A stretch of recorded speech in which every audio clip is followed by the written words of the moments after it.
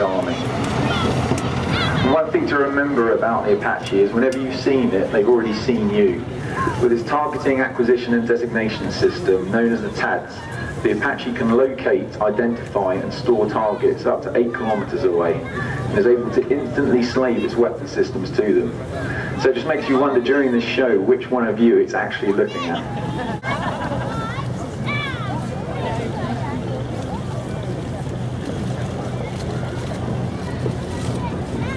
So the Apache is just establishing itself now to start the display, and this is going to be your first of the good photo opportunities during this. It's going to come to our high hover at Crowd Centre.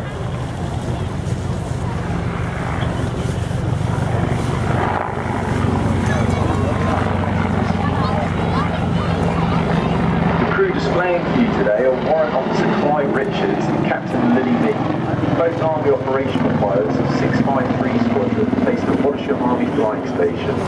They returned from Afghanistan this January and will be deploying again in 2013. They remain in training for that role throughout the display season, having deployed in a live firing exercise in support of ground troops only the other week. Now looking closely, ladies and gentlemen, what you're about to see is the ability to transfer height and speed as the Apache will rapidly accelerate with a 90-degree nose down. This is a technique to allow the aircraft both to conceal itself and move positions if seen by the enemy. Or in this case, it's to allow them to reposition for the next manoeuvre. In fact, Apache crews are trained to fly as low as 25 foot at speed at night, negotiating between trees and under power lines in order to conceal their advance upon the enemy. See the Apache now moving into a pedal turn, which is very similar to a stall turn in a fixed-wing aircraft. You can see allowing a quick 180-degree turn, bringing its weapons to bear. Most helicopters around the world were around the world designed to fly and then sold to fill a number of roles, with equipment to fit being bolted onto the aircraft. And when the Americans approached Boeing to design the aircraft, they told them the weapons effect they wanted, and the aircraft was then specifically designed and built around those weapon systems. You can see now there the crew have just 360 degrees wing over. They're now setting up for a 100-degree wing over.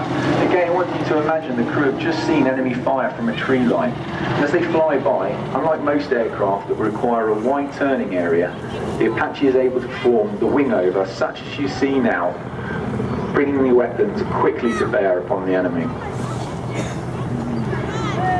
Now, one of those weapon systems at the disposal of the crew is the Hellfire air-to-surface missile, capable of defeating targets up to 8 kilometers away.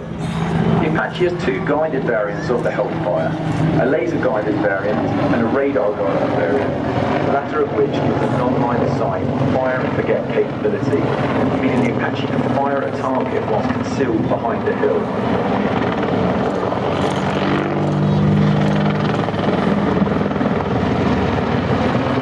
270-degree wing over there. You'll see the Apache flying away from Crowd Centre.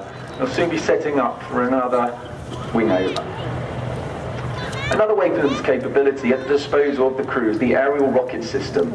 There are 4 variants of rockets employed by the British Army, and each rocket pod can hold a mixed variant of 19 rockets, giving the crew the option to fire anything from a single rocket to all 76 rockets at once, with devastating effect. Of course, the crew is showing you today that the Apache is not just a powerful attack helicopter, it's an agile one too. I remind you, the easier it looks, the better the pilots.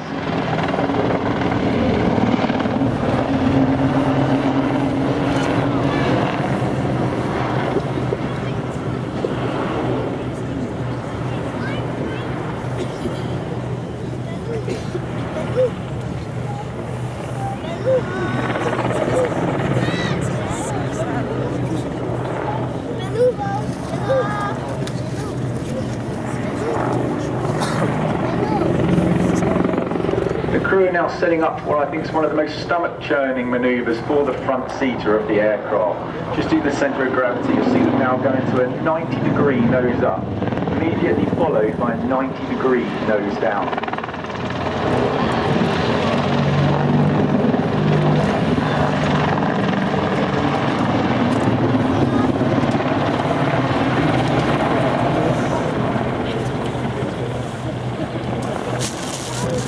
Both crew members have a monocle in front of their right eye, which acts as a heads-up display, showing all the flying instrument information. This system also acts as a targeting device, and the aircraft system is a slave to the pilot's head, meaning the aircraft knows and tracks where both pilots are looking at all times.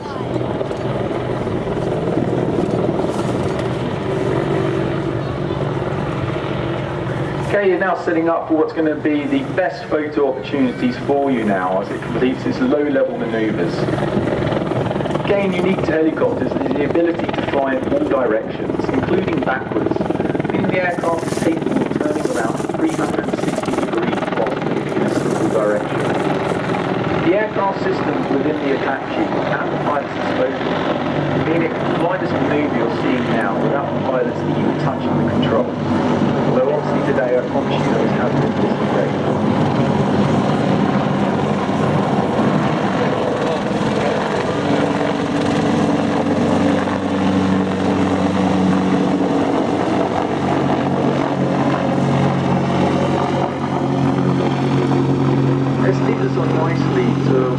One of the most effective weapons at a crew's disposal. If you're looking closely at the bottom of the aircraft, you'll see the Aerial Weapon System 30mm cannon. That's an electrically initiated cannon with a firing rate of 625 rounds per minute.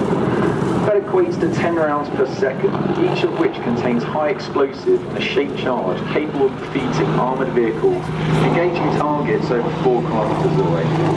Using the head tracking technology I told you about earlier, with a simple flip of the switch, the 30mm cannon is instantly action, and wherever the crew member looks, the cannon points, allowing them to engage targets to the flanks and below without even changing track or touching the flying controls.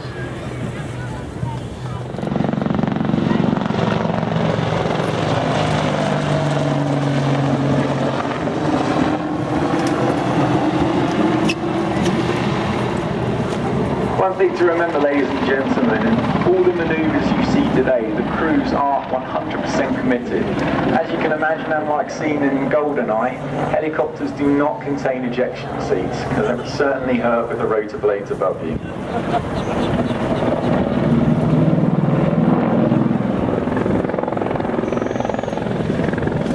Ladies and gentlemen, on behalf of the Attack Helicopter Force, the British Army, we'd like to thank you for your ongoing support of British forces. We'd also like to thank Celix Galileo and Marshals of Cambridge, our sponsors for this year. Ladies and gentlemen, please put your hands together for the 2012 Attack Helicopter Display Team as they take a bow.